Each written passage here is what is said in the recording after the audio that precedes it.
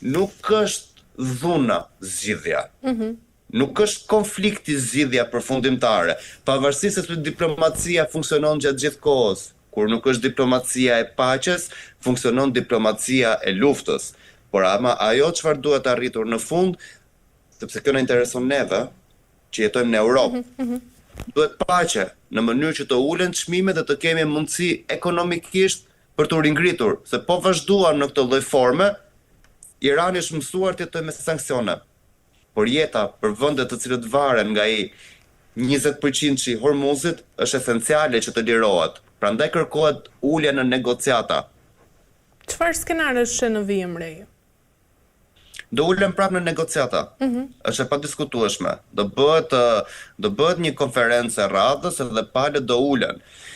Siç e përmendëm pak më përpara, nëse vazhdohet në këtë lloj status quo politike, gjithçka shkon në favor të Amerikës, sepse është Amerika ajo që po shet. Jemi ne europianët që po humbim. Është Azia që po humbet, sepse janë rritur çmimet për shkak të mungesës. Amerika përfiton nëse situata është në status quo. Prandaj është edhe në këtë lloj forme, sepse janë në pozicion komod për të negociuar. Nuk është se intereson shumë atyre nëse zgjatet konflikti. Ky konflikt, për sa kohë që zgjatet, i sjell dëme të drejtë për drejta Iranit në radhë të parë, duke qenë se 90% të tregtisë së tij e lidh me ngushticën e Hormuzit, edhe neve si europian nga ana tjetër na shqetëson sepse sjell rritjen e çmimeve. Kurse përsa i përket Amerikës, Amerika ka vetëm fitime në këtë moment. Po shet naftë, po riarmatoset edhe herë nga e para, po ringren ekonominë, edhe nuk e qenë në këtë lloj forme, siç e përmendëm në fillim të intervistës së bashku, duke i shitur naftë vendeve të cilët kontrollojnë borxhin e jashtëm publik të Amerikës, po bën të mundur që të nëpërmjet luftës në Iran të sigurojë kontrollin e vendit të vet, duke u ridimensionuar edhe një herë si superfuqi dhe duke u bërë akoma më e fortë nga ç'është sot. Këto janë skenarët që mund të priten në këto momente. Ndërkaq, sa i përket edhe vendeve europiane, mendon se tashmë po thellohet edhe ndarja pranë mes Shtetit të Bashkuara dhe vendeve europiane të NATO-s sa i përket çështjes së Iranit, pasi në një deklaratë për mediat Mark ka thënë se vendet europiane të NATO-s kanë marrë parasysh për të gjitha pakënaqësitë e Shteteve të Bashkuara me kufizimin pranë në përdorimin e bazave në Europë për sulmet kundër Iranit. Praktikisht nëse do të referohemi anës politike, nuk është se ka ndryshuar shumë në qëndrimin europian. Pra vendet europiane vazhdojnë, një pjesë e konsiderueshme e tyre e dënojnë regjimin politik të Teheranit, pra regjimin autokratik të Ayatollahut. Një pjesë e konsiderueshme e vendeve europiane e vazhdojnë ende sanksionet ndaj Iranit. Pra, nga ana politike, Europa është e lidhur me Amerikën, duke u referuar edhe konferencave të mëparshme, po dhe asaj çfarë shohim sot. Problematika kryesore që qëndron te Europa në këto momente është kapaciteti ushtarak për të vepruar në Iran.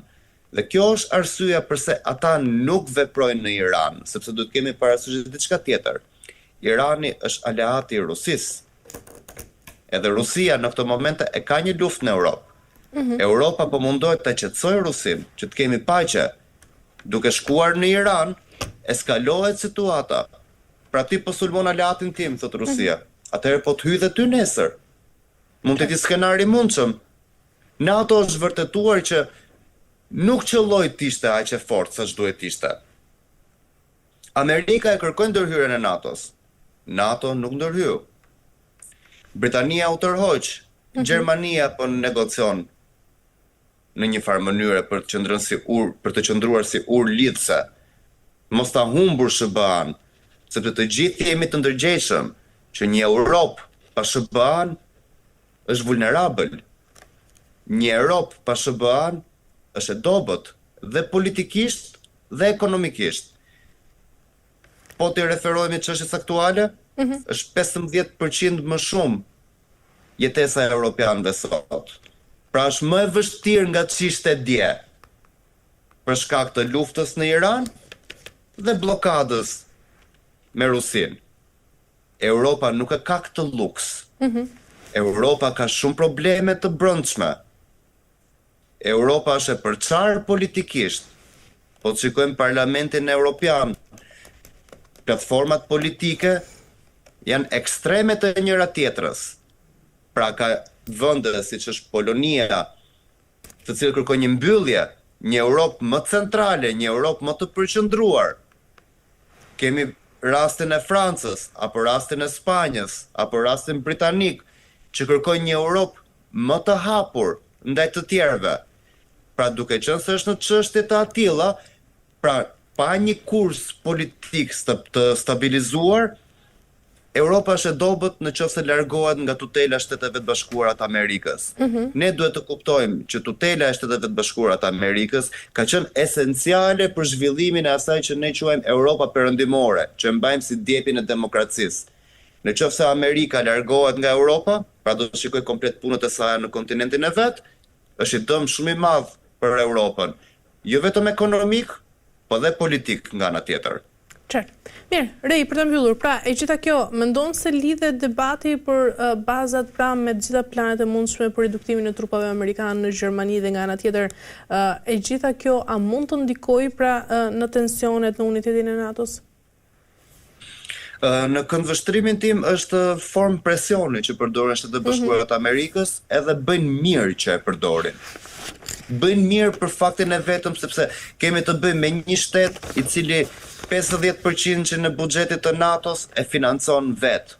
Kemi një luftë në Ukrainë e cila mbahet me armatime europiane. Kemi një Europë të armatosur nga Amerika.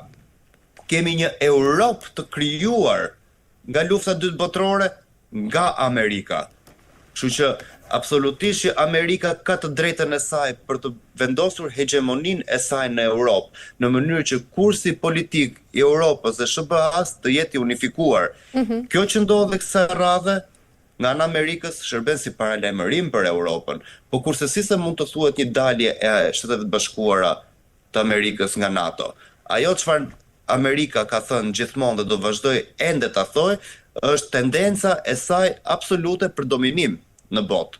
Edhe këtë gjë e reflekton kudo, e reflektoi në Venezuelë, e reflektoi me presion ndaj Kanadas nëpërmjet Groenlandës, sot po zhvillon luftën me Iranin, sot po shet më shumë naftë se çdo vend në botë dhe mund të themi se është vendi teknologjikisht, ekonomikisht më i përparuar përse përket superfuqive të tjera, që në këtë rast janë Kina dhe Rusia. Kështu që edhe Europa nga ana e saj, duke qëndruar midis dy zjarresh, është detyruar që nga njëra anë të ulet në negociata.